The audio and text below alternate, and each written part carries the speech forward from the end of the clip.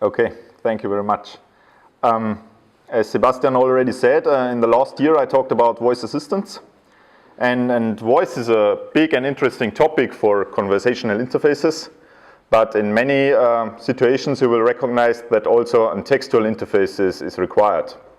And that was the reason why I chose that I and also an MSG colleague who is also called Martin evaluated the possibilities of the platforms for textual interfaces.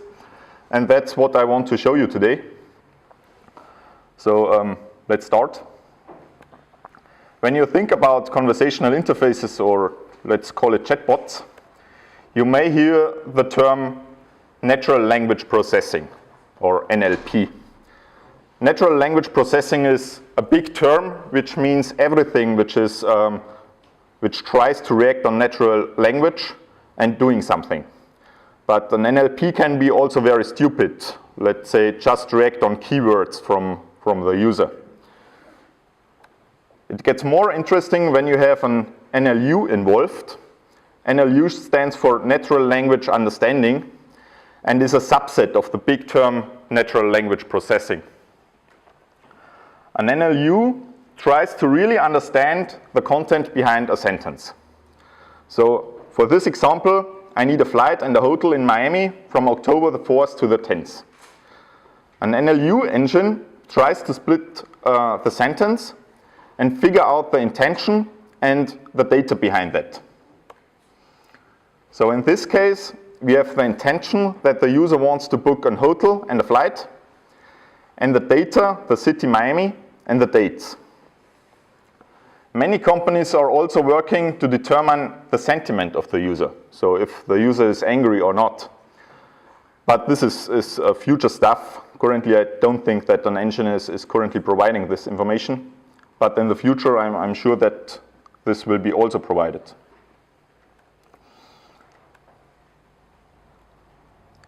In the cloud, you have three big players, Amazon, Google, and Microsoft. And all of these three players has their own chatbot engine. Amazon has the AWS Lex service, who is also used in the background for Amazon Alexa, but can be also used for your own chatbots for other platforms. Google has the Dialogflow tool, and Microsoft the Microsoft Bot Framework. Unfortunately, AWS Lex is restricted to English, which sounds a little bit crazy because it's used in the background for Alexa, and Alexa supports German, and you can develop things for German Alexa.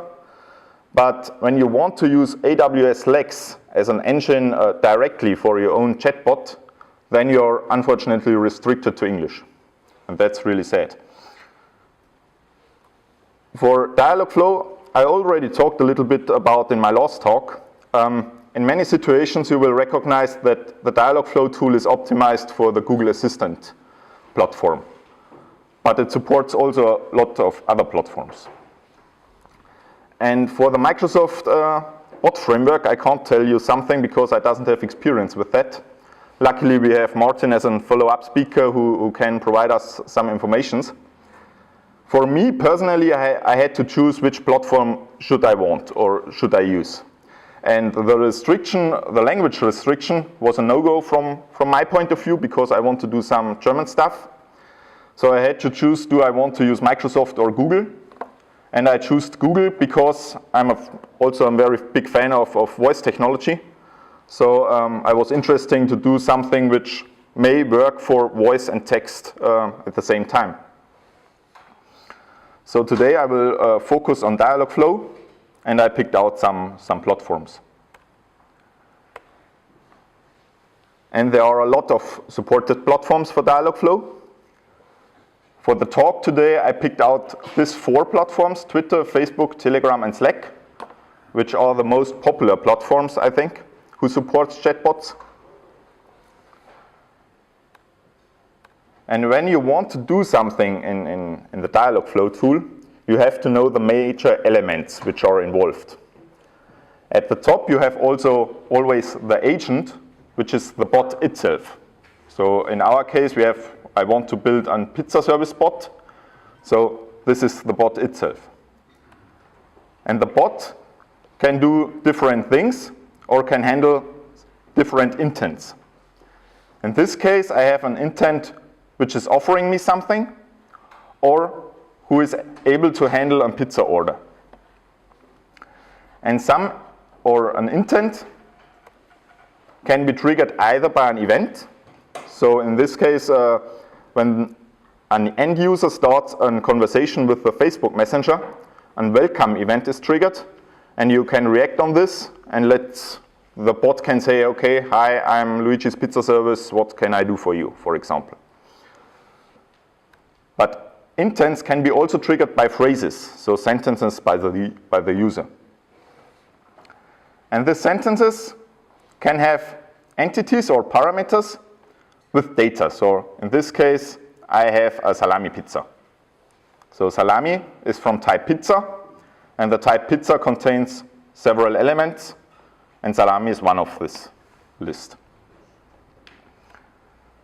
And in Dialogflow, you can also have contexts, which are, let's say, like a memory or a data storage, where you can store information about the period of time of the conversation.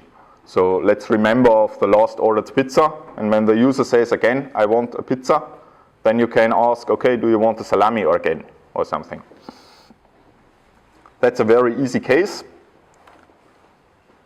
And yeah, let's check it out in the Dialogflow tool itself. This is the Dialogflow console. You just can log in with console.dialogflow.com. Use your Google credentials. Is it a little bit small? Is it better? Okay. Just use your Google credentials, and then you are able to create a new agent, which is the bot or your project. Here I have already created a project, League of Geeks Pizza Service. And here I have different blocks. I have one block for intents, which shows me which intents can the bot handle. For example, we have a welcome intent. When we click on it, we see it reacts on several intents. So the Facebook welcome event, the Slack welcome event, because I linked several platforms. But the other intents are triggered by phrases. So let's choose a little bit more complex intent. The select intent, for example. The select intent is triggered by these phrases, but these are only training phrases. So there is a machine learning logic from Google behind that, and you can train a model when you're entering some training data. But when you want to have a good bot, you have to enter a lot of example phrases here. In this case, we have 3 example phrases, and the intent has 2 parameters, because just saying I would like a salad is not enough. The pizza service has to know which salad does he want and which dressing does he want. So I can define it here, and I can directly test it here in the test side. I just tip. If I say I would like a salad, then the system is asking me, okay, which salad do you like? Mixed, potato, or tomato? If I choose mixed, the system is asking me again, which dressing do you like? Italian, balsamic, or cheese? I choose Italian. And then I have enough information to handle the intention. Now I get the response, successfully ordered a mixed salad. And this response can be controlled by my backend, and in some cases, not all of these parameters are really required. So let's just say I would like a salad again. He's asking me again, mixed potato or tomato, but now I choose a potato salad. For a potato salad, I doesn't need the dressing information because potato salads commonly doesn't have a dressing. And this is something I can control very easily in my backend. At the end of the presentation, I will show you the corresponding coding. Here you just define your conversation stuff. And at the bottom of the intent, you can say, okay, for the determination of the response, do I either have a static response, then I can enter it directly here, then I always get this static information. But if I need coding to dynamically determine the response, then I can say, okay, fulfillment is required. I enable a webhook call for this intent, and then my coding is called, and I can control it. And I also can control it or enable the webhook for the slot filling. This is this parameter stuff when I want to dynamically control these parameters. This is the definition of the intents. Here are the definition of the entities. So we used a select entity. Here I just say, okay, I have entity select. These are the elements I have. And here I'm able to define synonyms. And if the user uses one of the synonym, my backend always gets this value. Okay. Then I have defined the conversational stuff. And now I have to define where is my coding. And for the coding, I can either use Google Cloud Functions, because Dialogflow is part of the Google Cloud and Cloud Functions too. So I could just enable Cloud Functions and directly code something here, or use Cloud Functions in my IDE and upload it to the cloud. But for me, I'm more a fan of the AWS cloud from Amazon, and I choose to define my own backend in the AWS cloud. It doesn't make a difference for you. You can use your cloud what you prefer. And in my case, I say, okay, call on webhook, and this is my URL. And in the AWS side, I choose to use Aws Lambda. I doesn't want to talk a lot of this service because it was already a topic in a League of Geeks. Only shortly, Aws Lambda is a service from Amazon where you can put your code and you can define events which triggers this code. In this easy case, the event is calling the URL and then my coding is called. That's easy. And every time when the user is talking to my bot via the Facebook Messenger or the Telegram Messenger, then Dialogflow does this intents determination and then is calling this URL and provide in this call which intent was triggered, which parameters are defined, and then I can react on this in my backend. Okay, now I have defined my complete bot and I can test it here in the test console. Now I have to choose, okay, which platforms do I want to support? And here in the integration part, you can just enable some platforms. In my use case, I enabled the Facebook Messenger, Slack, Twitter, and Telegram. And it's easy, you just click on this icon you want. Then you have fill out this necessary informations. And what you have to do to get this information, you have to fill out here. You just click to the documentation of the Dialogflow tool. And here you get a step-by-step introduction for your chosen platform. And this documentation says you step-by-step what you have to do for Telegram or for Facebook to get the necessary tokens and informations. And then the platform gives you an access token or something like that, and you copy the access token here. And then you have already linked the platform and your bot. That's very easy for the most of the platforms. Okay. But when you want to enable different platforms, you have to think about cross-platform development, because you want to develop something once time for different platforms. And for Dialogflow, there is a Dialogflow fulfillment library for Node.js, which allows you to handle many platforms. Not all which are supported by Dialogflow, but the most of them. And this tool allows you to receive text and react with cards, images, suggestion chips, so also some rich controls. And then you only have to develop it once time. Messenger is writing to your bot. Dialogflow handles the intent recognition, so check the phrase. split out the parameters, determine which intent is responsible, and give this information to my backend. My backend reacts, okay, and says, okay, the daily offering is a salami. Dialogflow sends it back, and the Facebook Messenger shows a card with a picture, a title, and a description. The next user does the same, but use a different platform. And the same coding is called, and a card is shown in the platform.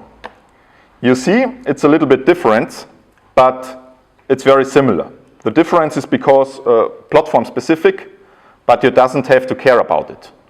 You just say, okay, that's my card, this is the URL to my picture, and that's the title.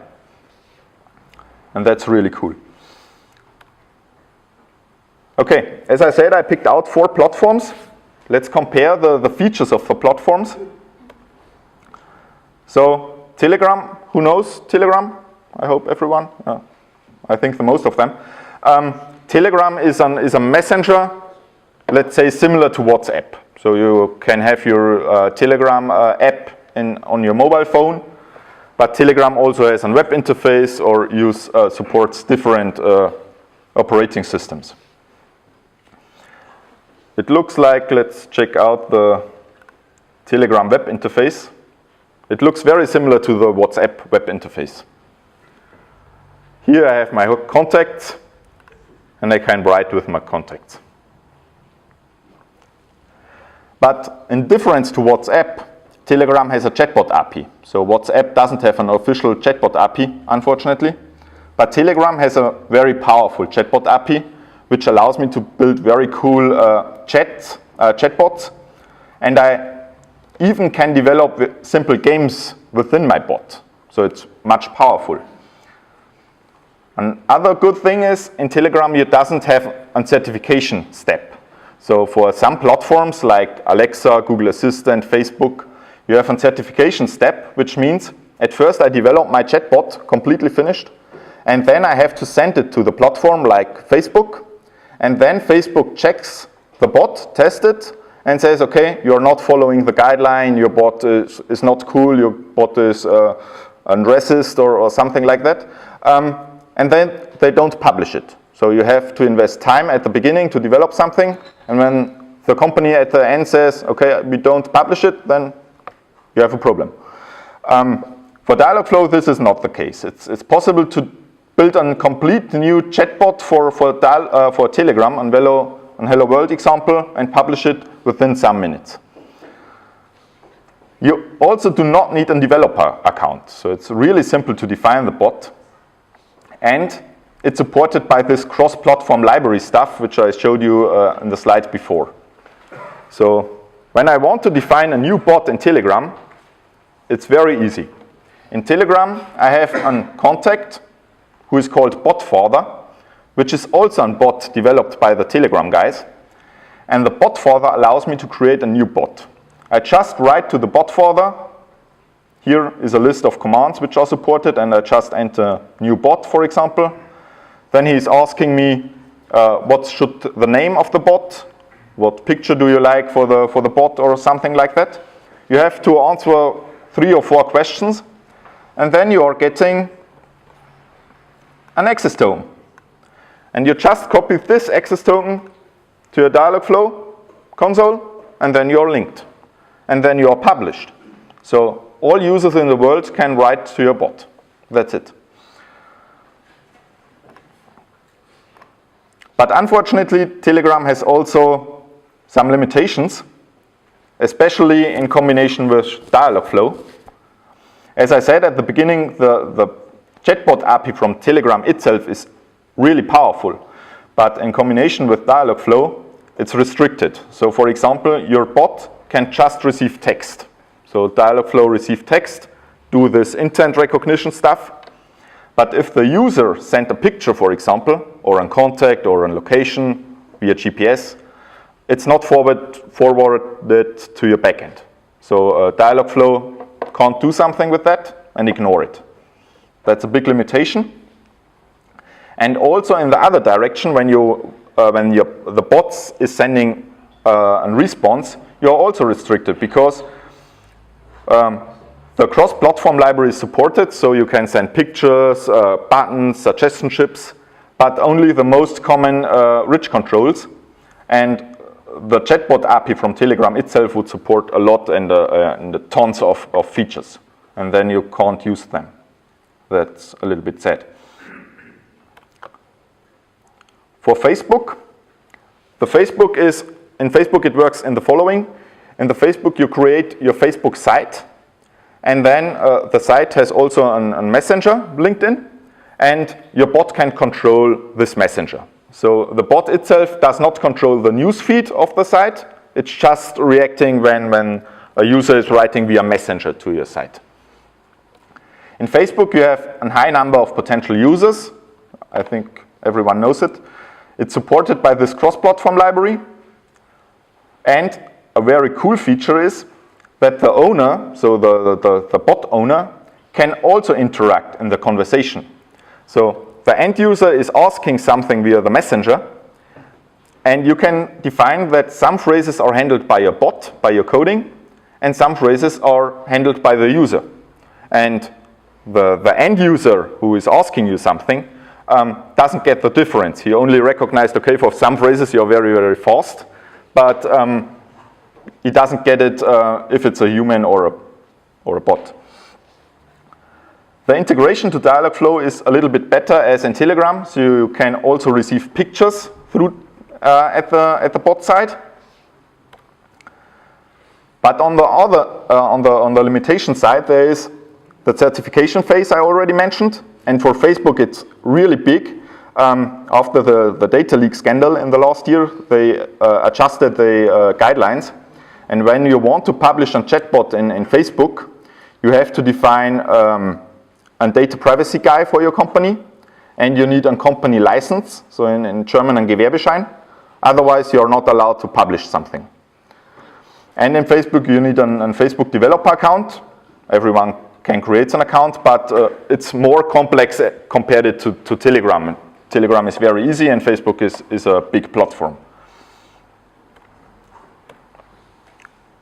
We also analyzed Slack.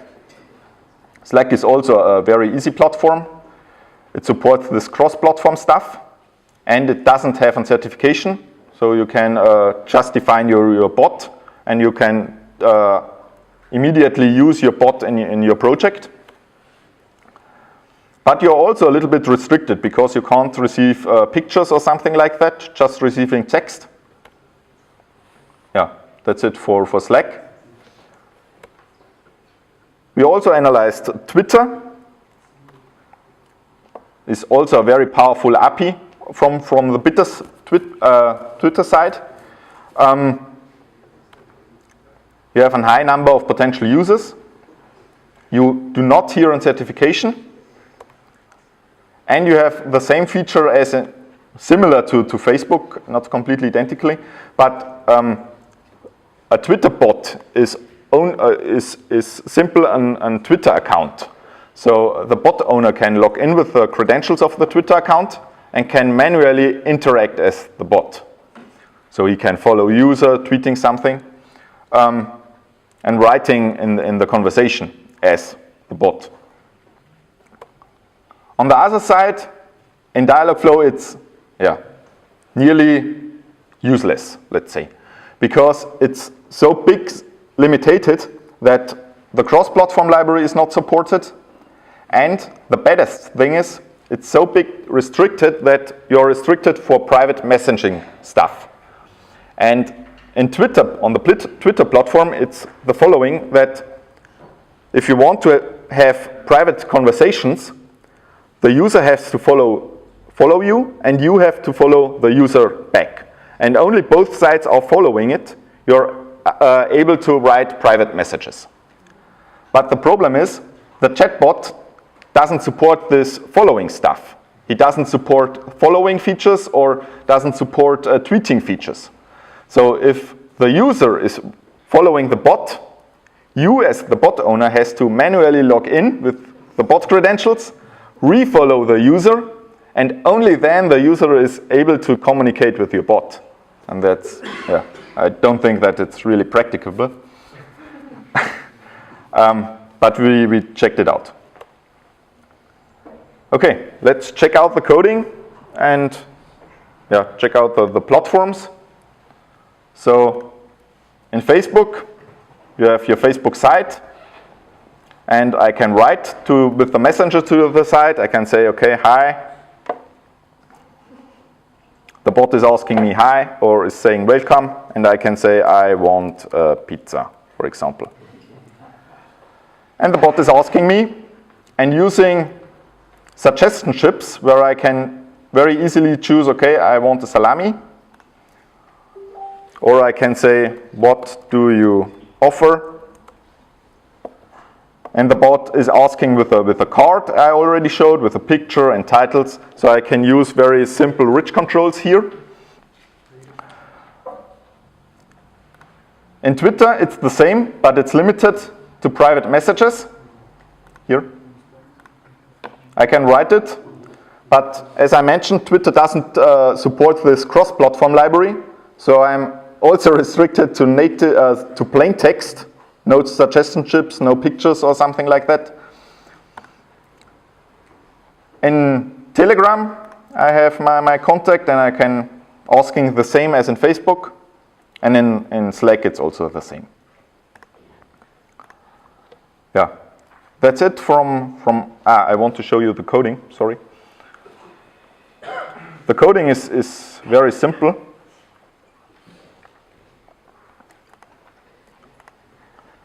As I mentioned, the coding is hosted in AWS, but you can just use the same code in Google Cloud Functions or something. And the coding is simple. You have, for each intent, you have an intent handler, which builds the response for this intent. You define it in a map and says, okay, agent, this is my intent map. And then when a request is coming to your backend, the corresponding handler is called. And here the welcome intent handler is very simple because he's just answering with a text. The lunch offering intent is also very simple. It's just say, okay, that's the card, the title, the picture. For the salad intent, maybe you remember, here we have some logic behind that with 2 parameters, where I say, okay, is the salad parameter provided? If not, I have to ask which salad do you want. If it's provided, I have to ask, okay, is it a mixed salad or not? If it's a mixed salad, I have to ask for the dressing. Otherwise, I can directly order it. Here you see I also can control the context, the data memory, because when I'm in Dialogflow, and say I want a salad, then Dialogflow automatically out of the box created contexts to handling this parameter stuff, because the intent is not fulfilled yet because he is missing parameters, and contexts are needed to store these parameters. And if I say, okay, a potato salad, then the backend is able to handle the intent, even it doesn't have an dressing information because it doesn't need it. And so if I enter potato, I run into this piece of code, and I can say, okay, for potato, it's enough for me to handle the intent. And I delete all this context because then this intent stuff is handled. And yeah. That's it. At the end, so let's switch to the follow-up speaker, Martin. And then if you have questions to one of us, feel free to ask something.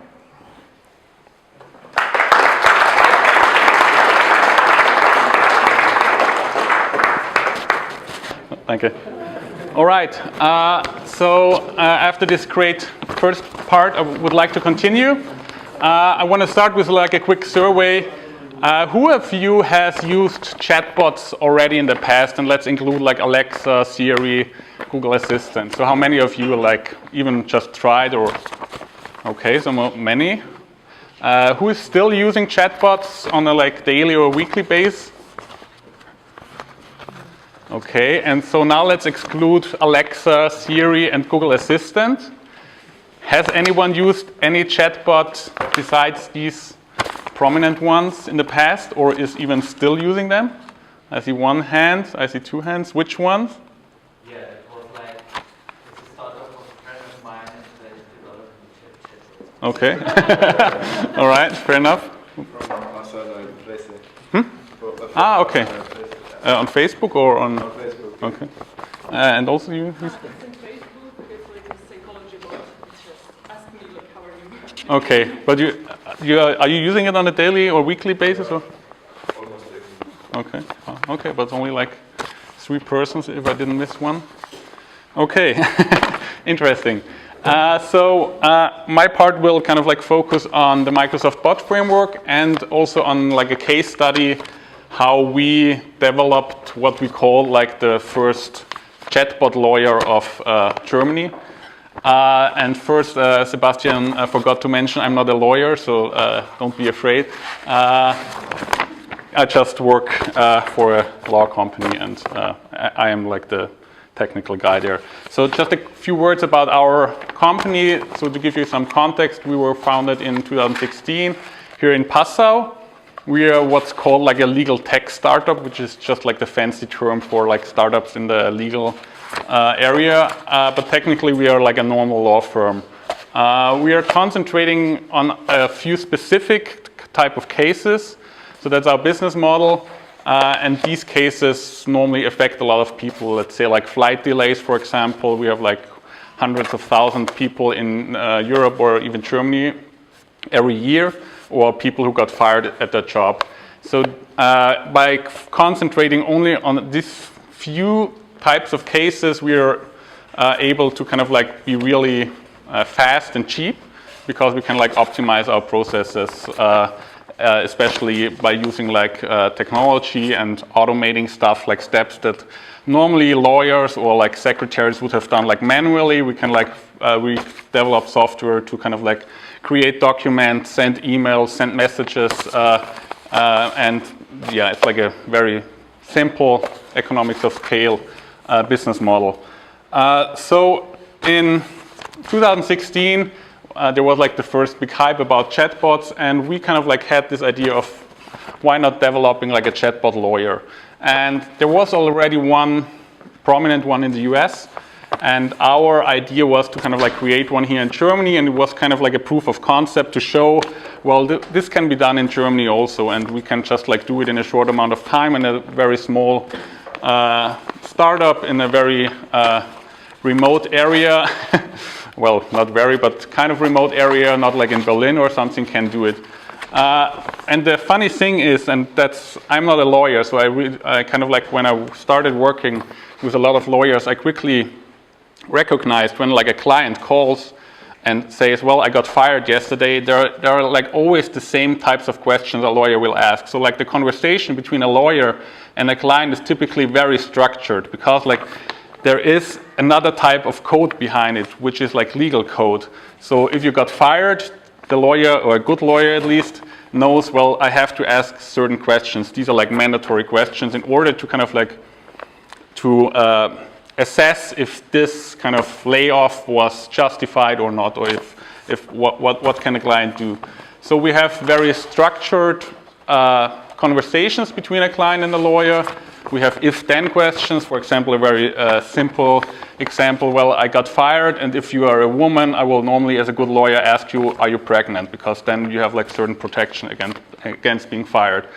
So this was like one advantage where we thought, well, we have this kind of codified legal base behind it, so it might be easier to translate the structure into like actual software. Our idea was to allow users to get quick legal advice for free with this chatbot, and also that the chatbot can perform certain actions automatically. For example, with flight delays, the chatbot actually sends a request for compensation to the affected airline directly via email. So that was the basic idea behind when we thought, well, let's just try and build a chatbot.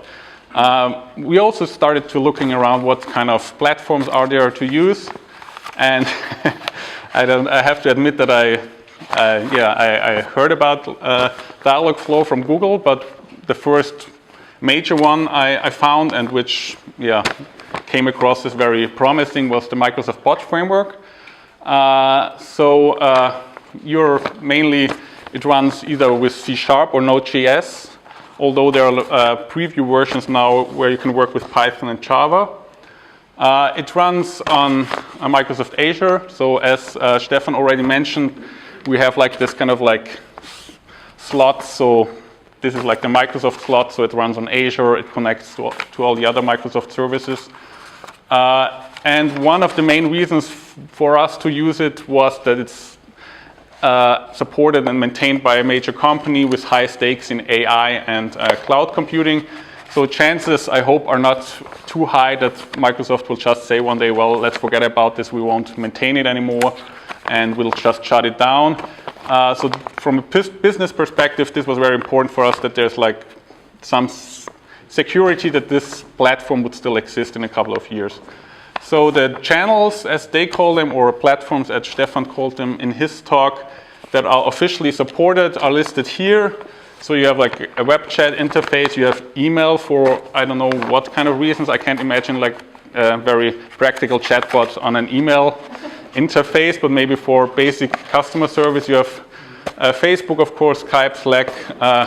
You don't have Twitter officially, and there are some workarounds out there, but maybe the reason is similar to why Google's support isn't also so great. One other note, if you have any questions or if I'm kind of going too fast, just feel free to interrupt me, please. So that's some kind of background information or a view under the hood, how a typical code example would look like, and it's pretty similar to what Stefan already showed us. So this is some dummy example. It's loosely based on one of our code where you have a flight delay situation, and you actually start with this dialogue. And the first question is, was your flight delayed more than 3 hours? And you build like you have a choice. This is like a choice element where you have a list of given answers, and these are just like yes and no in this example. Then the next function is called, and if the response was yes, it asks the next question. If the answer was no, oh well, then you don't have any, you can't get any compensation, and you're piped to the next dialogue. So you can basically build these dialogues, grab the answers, and then decide what to do, and then move on to different other dialogues. This is a very basic, simple example. The real power, and I know this might be a bit too tiny, but I just stole it from the Microsoft page, is in the whole environment around the Microsoft Bot framework, which basically are labeled the Microsoft Cognitive Services. So these are kind of the elements and the services that bring you all the nice stuff Stefan already talked about, kind of identifying entities, intents, having language processing power. So these are, under these like 5 elements, you have a lot of different Azure products that you can easily link to your chatbot and easily use. So it's basically the same concept as with Google's Dialogflow. You're in the Microsoft environment now, and you have a lot of nice helper elements out there you can easily use, and you don't have to invent everything for yourself. Okay, let's have a brief look at the final chatbot, if it's still awake. So it runs on Facebook. We first launched it at Facebook, but then we got some pushback from other lawyers, obviously, which are very sensitive about privacy issues, and rightly so. So we also put it on our website, and we are mainly kind of like promoting only the website bot right now. So I hope, I'm not sure if you can read a lot, but just to give you a few impressions. So you have, of course, you have to agree first that you want to use it, and then you can choose between the topics. So these are kind of these closed types of questions where you don't have like an open question and type anything, like I would have like to have a pizza and a salad, but you only have a limited number of answers you can choose. So let's choose flight delay, which is the most advanced area, I would say, in our chatbot.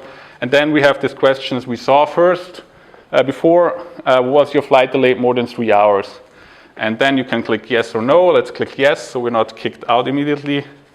And then we have to check for another reasons. Maybe there was some natural catastrophe, so the airline is not to blame for your delay. But this was not the case. And now we have to type in the city where we started. I actually started in Vienna, so just let's type in Vienna or Wien. And then that's a good example for a chatbot. I mean, there's only, as an Austrian, I can say there's only one Vienna, but of course there's not. There are many different Viennas out there. So the chatbot has to check, well, did you mean Austria? Did you mean like Vienna in Austria? So he has to double check and say, well, is this the one? Did I get the right one for you? And then you say yes. And then he asks you, where did you go? And a couple of other questions. And after collecting this data and your email address, the chatbot automatically sends a compensation letter to the airline. You also have to type in the airline, like Lufthansa, and then there's a database with airline information in the background. And if you type in Lufthansa, then the chatbot will send it to Lufthansa or to any other airline. Okay, so that's mainly the whole thing.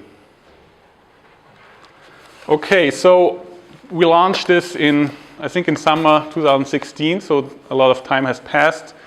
So what were the main questions that we have, the main lessons we have learned? On the plus side, the chatbot, and kind of framing it as Germany's first chatbot lawyer, brought us a lot of media attention, which was really helpful for us because we were in a very early phase and we were like in a remote area. And suddenly we had like national interest in our company and what we were doing. So this raised our standing in the community, basically put us on the map in the legal tech community. And this is something that's really helpful, not just for the ego or for the fun, but because you're invited to conferences. We were invited to the main legal tech conferences. We were approached by very important actors. And many of the main and most important corporations we have right now were, I would argue, based on this kind of raised recognition we had after launching this chatbot. So this is kind of on the plus side. On the minus side, I'm really honest about this with you. I mean, what we see, interestingly, and I mean, we saw this in the survey I did at the beginning, right? Most of our users prefer to use a web form, and I can quickly show you how the web form looks. So basically, the same thing you can do in the chatbot. There's also a web app, or it's basically a small web form you can use, and it does the same thing. So